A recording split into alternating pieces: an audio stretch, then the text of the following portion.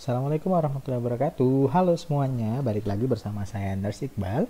Baik, pada kali ini kita akan membahas terkait dengan terapi komplementer. Nah, terapi komplementer ini tentu akan bersanding erat dengan keperawatan komunitas. Nah, langsung aja kita simak bagaimana terapi komplementer ini ada. Oke teman-teman, kita masuk ke dalam terapi komplementer. Nah, terapi komplementer ini saya rasa teman-teman semua sudah sering mendengar terkait dengan terapi komplementer ini. Di mana terapi komplementer, kalau kita lihat dari katanya, yaitu komplement, artinya pelengkap. Nah, kalau kita lihat definisi lengkapnya, ini merupakan cara atau terapi tambahan bersamaan dengan pengobatan konvensional. Ada juga loh pendapat lain dari yang mendefinisikan terapi komplementer ini sebagai macam atau beragamnya praktek dan produk terkait dengan kesehatan yang penggunaannya itu di luar biomedis konvensional. Jadi sifatnya ya selain yang memang intervensi yang sudah ada ataupun yang sudah menjadi baku dalam medis seperti itu. Jika kita tilik teman-teman bahwa terapi komplementer itu dilatar belakangi saat ini merupakan isu yang bahkan tidak di negara tertentu, tapi di banyak negara terapi komplementer ini menjadi hal yang sangat santer atau sangat sering untuk diperbincangkan. Bagaimana perkembangan dari terapi komplementer sangat terus meningkat. Kemudian dilihat dari bagaimana keyakinan dari masyarakat yang semakin tinggi untuk mempercayakan bahwa terapi komplementer merupakan terapi tambahan yang bisa membuat mereka menjadi sehat ataupun pulih kembali dari rasa sakitnya. Kemudian kalau dilihat dari sisi keuangan finansial, tentu terapi komplementer menjanjikan hal yang ekonomis sifatnya dibandingkan dengan terapi medis ataupun konvensional yang mungkin harganya jauh lebih besar dibandingkan dengan terapi komplementer yang harus mereka jalani. Kemudian reaksi obat kimia yang sering mungkin diperdengarkan gitu ya, yang sering mereka baca di beberapa media sosial dalam obat-obatan medis. Nah, itu membuat masyarakat semakin takut. Dan tingkat kesembuhannya mungkin juga beragam gitu. Sudahlah ada efek dari tindakan medis dan lain-lain, dan kesembuhannya juga memang ada yang sembuh dengan tepat, ada juga yang tidak. Nah, ini membuat masyarakat sendiri berpikir bahwa berusaha untuk mencari yang sifatnya tidak membahayakan bagi tubuhnya, yang sifatnya tidak memasukkan zat kimia lain terhadap tubuhnya untuk melakukan proses penyembuhannya, sehingga ini masyarakat bahkan memilih terapi komplementernya itu untuk dijadikan terapi utamanya.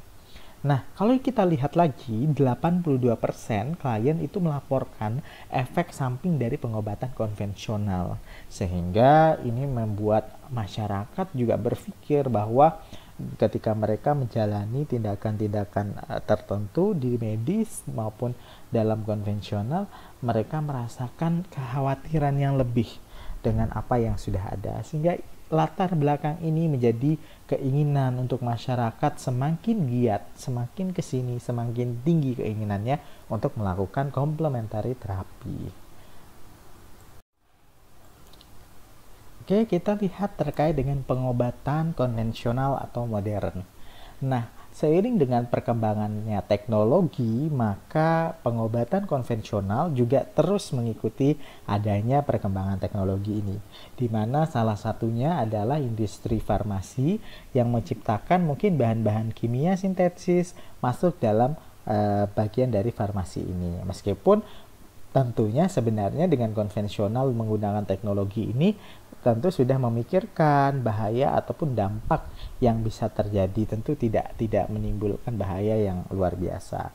Namun inilah kenyataannya, bagaimanapun tetap ada campuran zat-zat kimia sintesis yang masuk ke dalam proses pengobatan di dalam pengobatan konvensional atau modern.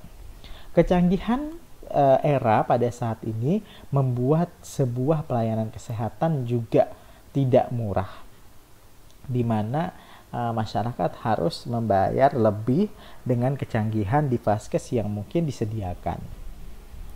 Kemudian banyak sekali penyakit-penyakit yang sifatnya membandel dan susah untuk dikendalikan. Terus muncul penyakit-penyakit kronis yang sepanjang hayat masyarakat alami.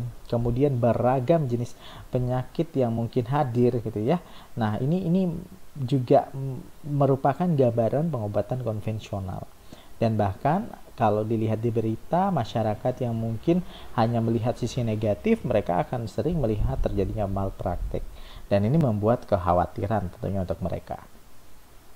Kemudian kita lihat terkait dengan antibiotik yang terus berkembang, di mana mereka ketika melakukan pengobatan secara konvensional tidak jauh dari antibiotik. Ini membuat mereka yang sudah terinformasikan bahwa antibiotik itu tidak boleh digunakan secara terus-menerus gitu ya, apalagi mungkin yang waktu sakitnya lebih panjang gitu di masa hidupnya. Nah, ini akan membuat ketakutan untuk masyarakat, di mana mereka mendapatkan informasi terkait kuman yang akan menjadi ganas dan bandel karena memang antibiotik yang terus-menerus digunakan gitu ya, sudah kebal namanya. Nah, ini membuat kekhawatiran tersendiri juga untuk penggunaan pengobatan konvensional oleh masyarakat. Ada putus asa terhadap pengobatan yang dijalani karena mungkin prosesnya ya seperti itu saja gitu ya, apalagi mendengar kelompok pasien yang sama mengeluh hal yang sama. Nah, mereka merasakan tidak adanya perkembangan. Ini juga bisa membuat masyarakat atau pasien itu mengalami putus asa. Kemudian kebanyakan obat-obat itu menghilangkan gejala saja, sehingga ketika sudah beberapa waktu tertentu sakitnya akan kembali lagi. Kemudian efek samping yang timbul banyak sekali mungkin yang memang sudah jelas disampaikan bahwa ketika melakukan tindakan pengobatan ini maka ada efek samping yang akan muncul. Nah, keseluruhan alasan ini menjadi hal yang mungkin sering kita dengar di masyarakat kita terkait mereka ketika menjalani pengobatan konvensional atau mereka akan melakukan proses pengobatan secara konvensional atau modern. Inilah yang tentunya juga menjadi latar belakang masyarakat memikirkan atau melihat peluang complementary terapi sebagai tindakan intervensi yang mereka bisa jalani. Teman-teman, kita coba lihat terkait dengan bentuk pengobatan. Di sini saya coba bagi menjadi 3, ada modern, tradisional, dan komplementer itu sendiri. Kalau modern, di mana tentu pengobatannya selalu berbasiskan pada penelitian, di mana pengobatan secara medis yang dilakukan berdasarkan dari hasil penelitian yang memang sudah ada. Kalau kita lihat tradisional, maka ini adalah turun-temurun budaya yang sudah ada di masyarakat. Buktinya apa? Ya belum tahu, karena mereka tidak menggunakan bukti tertentu, tidak menggunakan riset tertentu dalam menjalani proses pengobatan tradisional. Bisa iya benar untuk kesembuhan ataupun proses penyakitnya bisa teratasi, bisa juga tidak, hanya sekedar turun-temurun dan budaya saja. Nah, yang ketiga adalah komplementer, di mana penggunaan terapi tradisional ini akan dilakukan di dalam komplementer ke dalam pengobatan modern yang pada saat ini ada, tapi teruji secara klinis. Artinya komplementer itu menggabungkan kedua hal ini. Secara tradisional yang sudah turun-temurun, apa saja nih intervensi-intervensi yang bisa digunakan masyarakat, ditelitilah, diujilah secara klinis, benar nggak ada efeknya, benar nggak sih bisa menyembuhkan, benar nggak sih ini bisa membantu keluhan A, B, dan C. Nah, dilihat secara riset. Setelah hasil risetnya keluar, maka digunakan dalam pengobatan modern sebagai pelengkap. Inilah namanya complementary therapy. Jadi, dia melengkapi tindakan yang sudah ada, kemudian disandingkan dengan tindakan ataupun intervensi secara tradisional, namun sudah terbukti secara klinis yang digunakan pada saat ini. Nah, ini yang tentunya menjadi sangat in dalam complementary therapy. Baik teman-teman, kita masuk terkait dengan tipe terapi komplementer. Nah, National Center of Complementary and Alternative Medicine pada tahun 2012 mengklasifikasikan tipe ini menjadi 5. Nah, yang pertama ada terapi pikiran dan tubuh. Terapi ini mempraktekkan pikiran dan tubuh agar fokus kepada interaksi antara otak, pikiran, tubuh, dan kebiasaan. Dengan tujuan untuk menggunakan pikiran dalam mempengaruhi fungsi tubuh dan mempromosikan kesehatan di dalam tubuhnya. Nah, ada banyak nih jenis terapinya. Contohnya mungkin teman-teman sudah pernah dengar terkait dengan meditasi, yoga, tai chi, relaksasi progresif, guide imagery. Nah, ini mungkin sudah beberapa yang mungkin teman-teman dengar. Nah, ini bagian dari bagaimana terapi pikiran. Hipnoterapi pun masuk dalam terapi pikiran dan tubuh ini. Tipe yang kedua ini adalah produk alami. Nah, terapi yang menggunakan zat yang ditemukan pada alam, pada produk alami ini. Contohnya, ini misalnya ada pengkonsumsian bawang putih yang disinyalir mampu menurunkan tekanan darah, memperlancar sirkulasi darah. Kemudian juga ada preparat turunan tumbuhan, herbal dan minyak esensial misalnya. Kemudian pengaturan diet khusus dalam pengobatan. Kemudian ada mungkin nutrisi dan suplemen makanan. Nah, itu contoh dalam produk alami.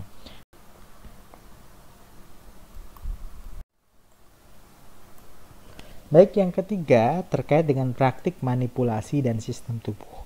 Praktik manipulasi dan dasar tubuh fokus utamanya pada struktur dan sistem tubuh, termasuk tulang dan sendi, jaringan lunak, serta sistem sirkulasi dan limpa.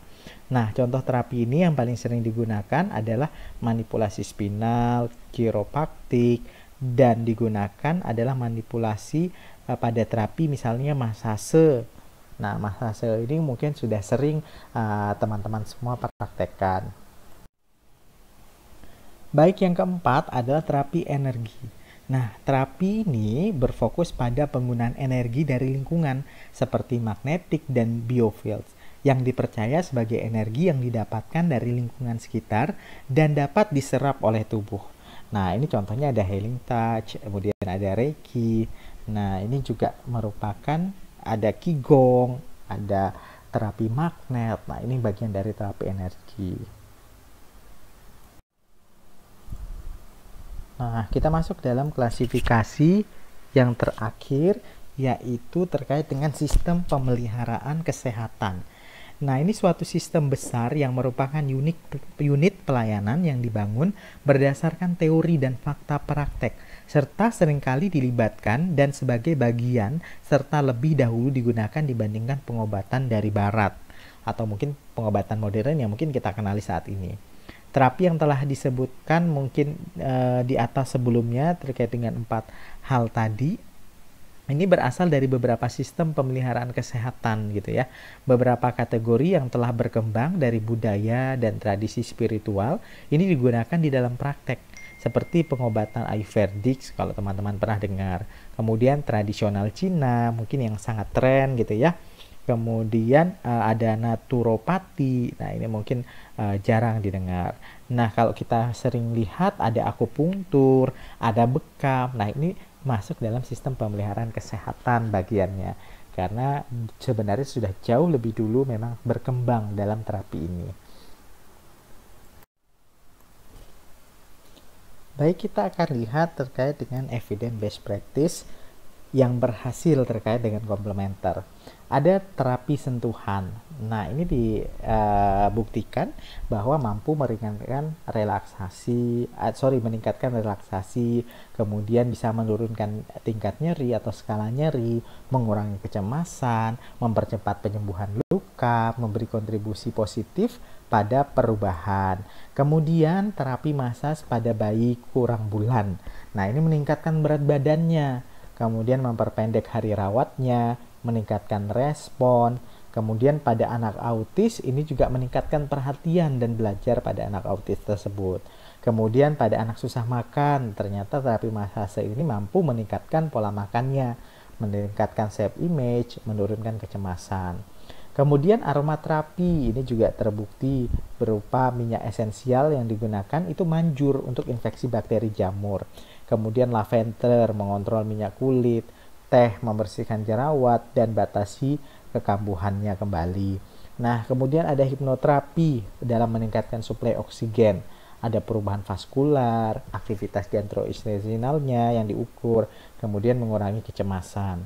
Terakhir ini ada bekam, bisa mengurangi nyeri lutut anterior, kemudian efektif juga dalam mengurangi tingkat keparahan yang terjadi.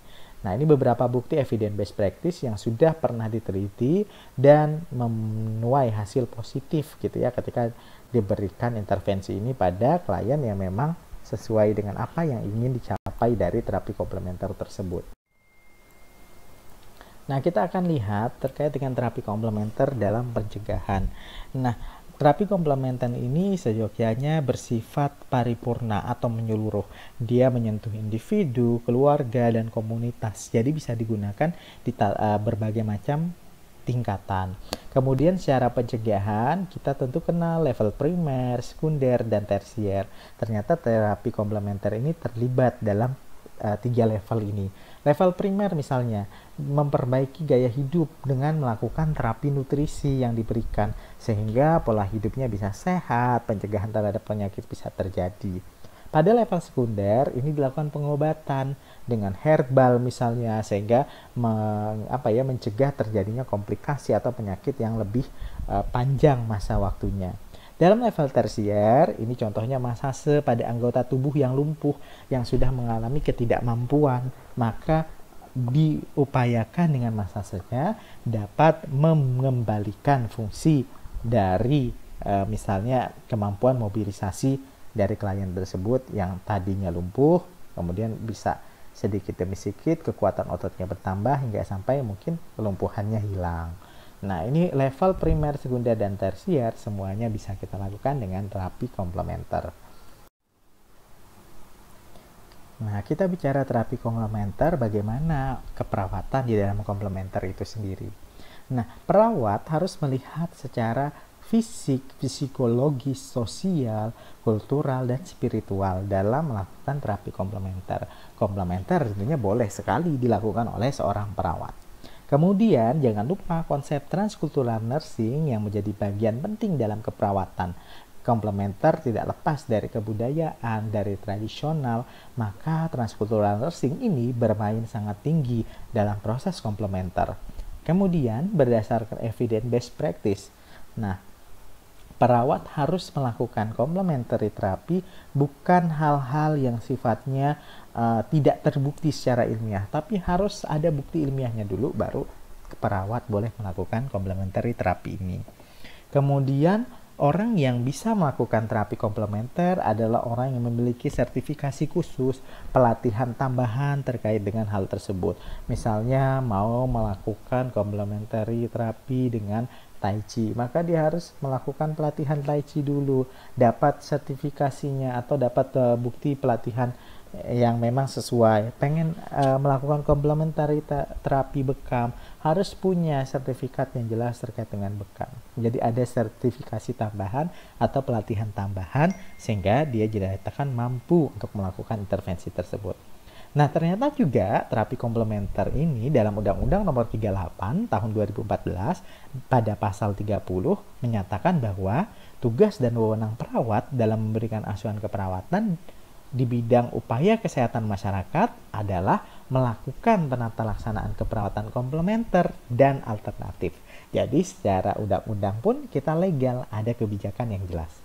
Bagaimana dengan kode etik? Nah, kode etik juga ternyata sangat mendukung terhadap terapi komplementer yang dilakukan oleh seorang perawat. Dalam kode etik itu menyatakan bahwa kita harus memelihara nilai budaya, adat istiadat, dan lingkungan. Tentu ini selaras dengan adanya complementary terapi. Jangan lupa dalam complementary terapi, perawat tidak lepas dengan namanya informed consent. Harus ada kesepakatan yang memang diambil oleh klien kita yang mau kita berikan complementary terapi.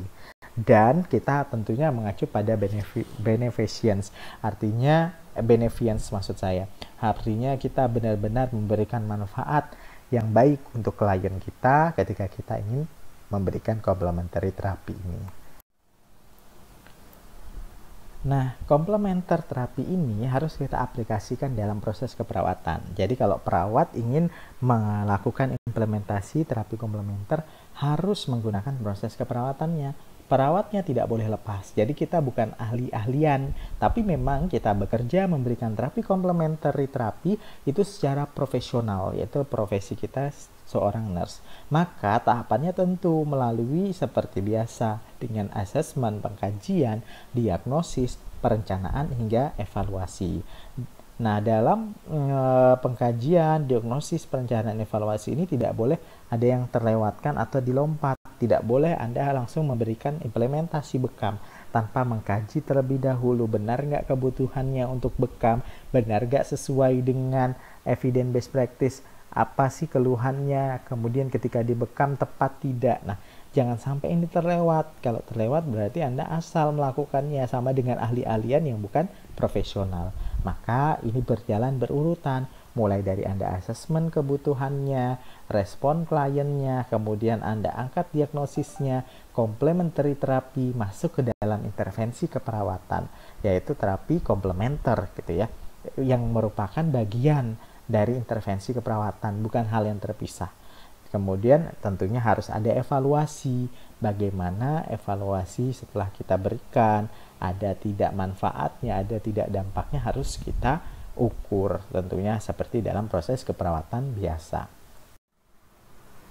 Oke teman-teman semua, demikian penjelasan saya terkait dengan terapi komplementer khususnya dalam tatanan komunitas. Semoga apa yang saya sampaikan dalam video ini bermanfaat untuk teman-teman semua. Terima kasih, sampai ketemu dalam video selanjutnya. Assalamualaikum warahmatullahi wabarakatuh.